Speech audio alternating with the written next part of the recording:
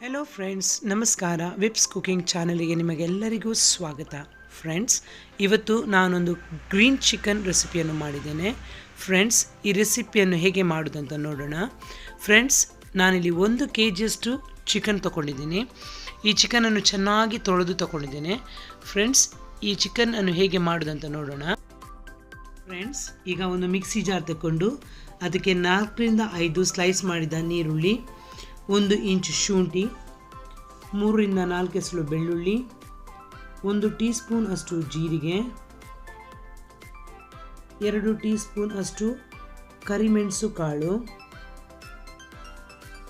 4 ತುಂಡು ಚಕ್ಕೆ, 4 ಲವಂಗ ಹಾಗೂ 1 ಏಲಕ್ಕಿ, 1/4 ಟೀ ಸ್ಪೂನ್ ಸೋಂಪು ಕಾಳು ಅಥವಾ ಬಡಿಶೇಪ್ ಹೇಳ್ತೀವಿ ನಾವು, 1/4 ಟೀ ಸ್ಪೂನ್ ಅಷ್ಟು ಅರಿಶಿನ ಪುಡಿ, 4ರಿಂದ 5 ಹಸಿರು ಮೆಣಸಿನಕಾಯಿ, ಸ್ವಲ್ಪ ಕೊತ್ತಂಬರಿ ಸೊಪ್ಪು ಹಾಗೂ ಸ್ವಲ್ಪ ಪುದೀನ ಸೊಪ್ಪು ಹಾಗೂ 1 ಟೀ ಸ್ಪೂನ್ ಅಷ್ಟು ಗಸಗಸೆ ಹಾಗೂ ಸ್ವಲ್ಪ ನೀರು ಹಾಕಿ ಇದನ್ನು ನುಣ್ಣಗೆ ರುಬ್ಬೋಣ.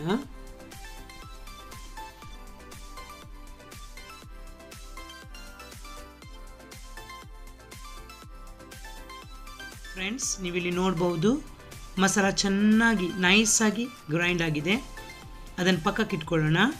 ಇವಾಗ ಒಂದು ಕುಕ್ಕರ್ ತಗೊಂಡು ಅದಕ್ಕೆ 3ರಿಂದ 4 ಟೇಬಲ್ ಸ್ಪೂನ್ ಅಷ್ಟು ತುಪ್ಪ ಹಾಕಿ 1 ಈರುಳ್ಳಿ ಹಾಕಿ ಚೆನ್ನಾಗಿ ಫ್ರೈ ಮಾಡೋಣ.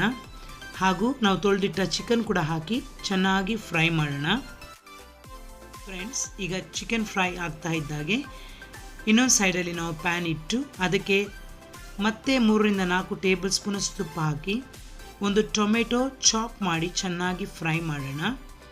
ಫ್ರೆಂಡ್ಸ್, ಈ ಟೊಮೆಟೊ ತುಪ್ಪದಲ್ಲಿ ಚೆನ್ನಾಗಿ ಫ್ರೈ ಆಗಿ ಸಾಫ್ಟ್ ಆಗಬೇಕು. ಈ ಟೊಮೆಟೊ ಈಗ ಸಾಫ್ಟ್ ಆಗಿದೆ.